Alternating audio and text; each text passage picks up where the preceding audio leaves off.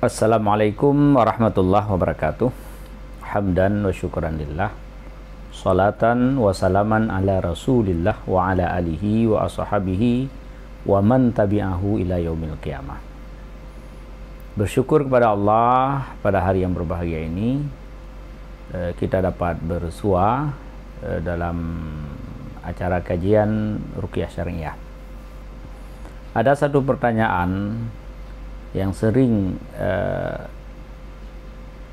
orang-orang bertanya pada kita tentang bolehkah seorang peruqyah itu memanggil jin untuk masuk ke dalam tubuh pasiennya. Baik, sekarang kita akan memberikan beberapa penjelasan terkait dengan pertanyaan itu. Yang pertama yang perlu kita ketahui bahwa Ruqyah Syariah ini adalah sebuah metode pengobatan.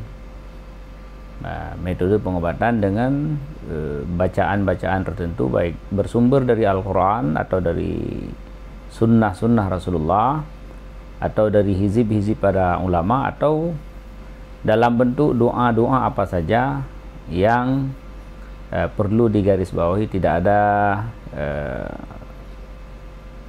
pemanggilan jin dan tidak mengandung kesyirikan di dalam bacaan-bacaan tersebut. Penyakit yang bisa disembuhkan oleh ruqyah secara keseluruhan, baik penyakit itu fisik maupun yang non fisik, penyakit mental, penyakit akal dan lain sebagainya, insyaallah dengan izin Allah bisa disembuhkan dengan pengobatan Ruqyah Syariah. Dalam kasus sakit, penyakit seseorang yang diakibatkan oleh gangguan jin misalnya, tentunya tidak bisa diatasi dengan cara-cara yang lain, misalnya dengan pengobatan fisik, dengan medis atau yang lain-lain, dengan minum herba dan lain sebagainya. Penyakit yang bersumber dari gangguan jin itu tidak mungkin bisa disembuhkan dengan metode pengobatan fisik. Saya mengistilahkan kalau orang yang diganggu jin kemudian jadi penyakit, dan penyakitnya bisa bermacam-macam, karena jin itu bisa saja membuat berbagai macam hambatan-hambatan di dalam saraf, di dalam perut dan di dalam kepala dan lain sebagainya, sehingga bisa memunculkan beragam penyakit yang gejala-gejalanya mirip-mirip dengan penyakit fisik. Nah, penyakit yang gangguan jin ini istilahnya seperti sebuah pisau yang melukai tubuh seseorang. Jadi kita ibaratkan jin ini seperti pisau yang melukai. Sedangkan pengobatan fisik itu seperti memberikan obat pada tempat-tempat yang luka itu, baik obat dalam bentuk ditabur atau lain sebagainya. Nah, penyakit sakit yang diakibatkan, luka yang diakibatkan oleh pisau tersebut secara adat tidak akan mungkin bisa disembuhkan kalau pisaunya tidak dipindah.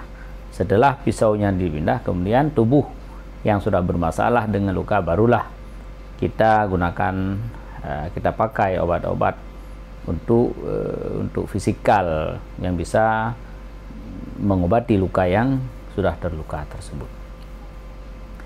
Kemudian bagaimana ruqyah ini memindahkan atau mengobati orang yang sedang dalam gangguan jin? Tentunya jin yang mengganggu di dalam tubuh manusia itu harus dikeluarkan. Jadi ruqyah itu bukan memasukkan jin ke dalam tubuh seseorang, tetapi ruqyah itu adalah mengeluarkan jin yang bersarang dalam tubuh seseorang, yang jin tersebut merupakan sumber daripada atau asbab daripada penyakit yang diderita oleh orang yang sakit tersebut. Jadi tidak ada dalam istilah ruqyah yang kami ketahui bahwa dengan memanggil jin kemudian memasukkan dalam tubuh seseorang itu tidak ada dalam ruqyah. Andainya ada orang yang mempraktekkan baik dengan membaca Al-Quran dengan atau lain sebagainya, dia berprinsip bahwa memanggil jin masuk ke dalam tubuh, kemudian jin itu memberikan informasi tertentu, itu tidak boleh di dalam ruqyah, dan tidak begitu pengobatan ruqyah. Nah, ada lagi beberapa kasus seperti ada orang yang bertanya, Pak Ustadz, orang yang sehat ketika diruqyah ternyata dia nanti kerasukan jin. Dia datang tidak dalam keadaan sadar, dia mengeluh ada sakit di anggotanya bulan-bulan, kemudian kita meruqyah. Ketika kita meruqyah tiba-tiba muncul reaksi, yaitu orang yang sebelumnya sadar kemudian dia tidak sadar, yaitu kerasukan jin. Apakah si peruqyah pada waktu itu memanggil jin atau membuka tubuh orang tersebut supaya bisa dimasuki oleh jin? Nah, ini perlu diklarifikasi dengan baik. Ini perlu diperjelaskan dengan baik bahwa seorang peruqyah yang meruqyah orang yang sakit dalam keluhan-keluhan tertentu, kemudian ketika diruqyah orang tersebut secara tiba-tiba, nah, ketika dibacakan Al-Quran, tiba-tiba dia hilang kesadarannya, kemudian ada semacam jin yang mengaku sedang menyakiti tubuhnya. Itu ruqyah, itu peruqyah bukan mengundang jin untuk masuk. Tetapi apa juga, jin yang ada dalam tubuh orang tersebut yang merupakan jin penyakit, pada waktu itu dia merasa tidak nyaman. Misalnya orang tersebut sedang sakit kepala. Nah, sakit kepala orang tersebut akibat gangguan jin atau syaitan. Cara jin yang mengganggu kepala orang yang sedang sakit itu, tentunya dia memasuki saraf-saraf, menghambat peredaran darah atau lain sebagainya yang berhubungan dengan kepala orang yang sakit. Jin sudah ada dalam tubuh. Sebelum diruqyah, jin itu secara tenang dia bisa melakukan apapun yang ia ingin lakukan. Lalu ketika diruqyah, bacaan Al-Quran dengan izin Allah Subhanahu wa Ta'ala memasuki lewat telinga orang yang mendengar ruqyah, kemudian memasuki ke seluruh saraf-saraf, aliran-aliran darah orang yang sakit tersebut, sehingga sampai pada tempat yang dijadikan rumah oleh jin atau yang diduduki oleh jin yang menyakiti tersebut.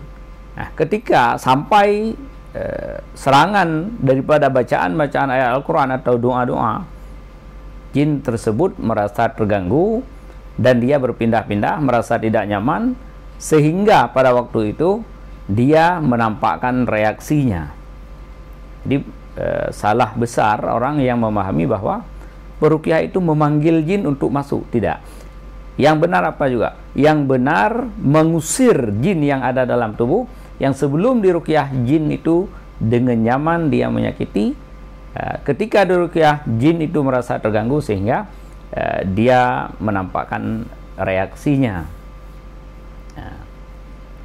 Jadi kalau mengusir jin yang sedang menyakiti dalam tubuh, kemudian jin merasa terganggu, sehingga ketika dia merasa terganggu, dia buat orang itu menjadi kerasukan, kemasukan jin, seperti orang kemasukan. Jadi kalau dibilang kemasukan dari luar ke dalam, ini bukan. Sebenarnya dia bukan kemasukan, tetapi dia bereaksi jin yang dalam tubuh tersebut, sehingga dia kadang-kadang bisa membuat si penderita penyakit tadi menjadi hilang ingatannya, sehingga dia mengucapkan kata-kata yang bukan daripada kata-kata dia. Jadi kalau seperti itu boleh-boleh saja. Yang tidak boleh,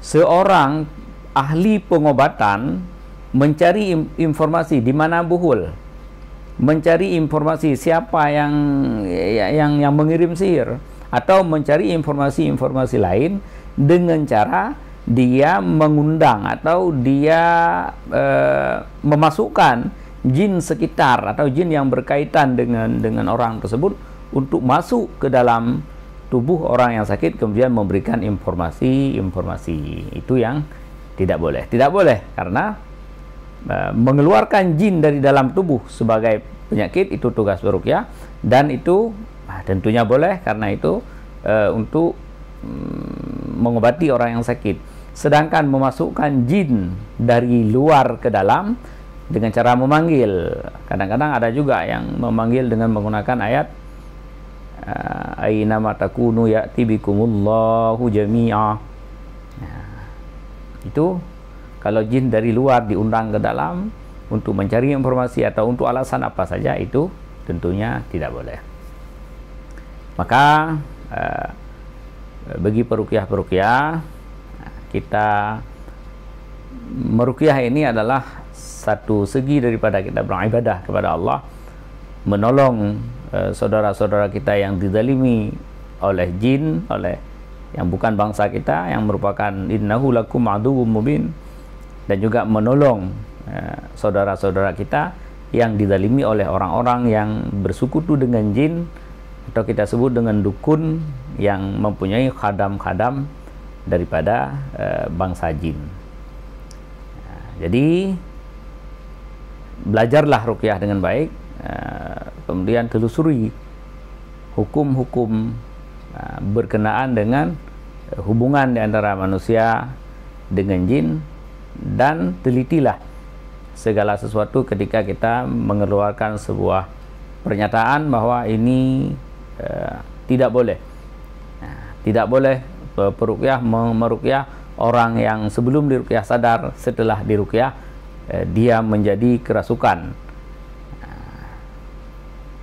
Jangan secara langsung memvonis itu adalah salah, tapi pelajari bahwa memang ada jin dalam tubuh orang yang sakit tersebut, walaupun dia dalam keadaan sadar. Ketika dibacakan ayat ruqyah atau ketika ditekan di tempat-tempat saraf-saraf sarang jin tersebut, jin itu bereaksi. Dan juga perlu saya tegaskan di sini bahwa dalam ruqyah reaksi itu tidak penting. Di kami dalam ruqyah, kami tidak sedikit pun mengklaim bahwa ini ada gangguan jin hanya gara-gara dia jinnya bereaksi. Atau kami tidak sependapat mengatakan bahwa jika reaksi kuat berarti jinnya itu jin kuat, sihirnya kuat. Tidak. Nah, itu hanyalah action daripada jin. Jadi kita meruqyah dengan membacakan Al-Quran. Kita berdoa kepada Allah, Allah yang menyembuhkan penyakit orang-orang yang sakit.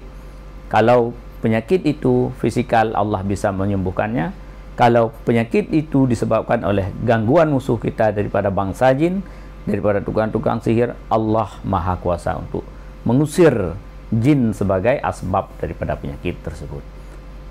Demikian pertemuan kali ini, mudah-mudahan bermanfaat. InsyaAllah nanti kita sambung dengan bahasan yang lain. Assalamualaikum warahmatullahi wabarakatuh.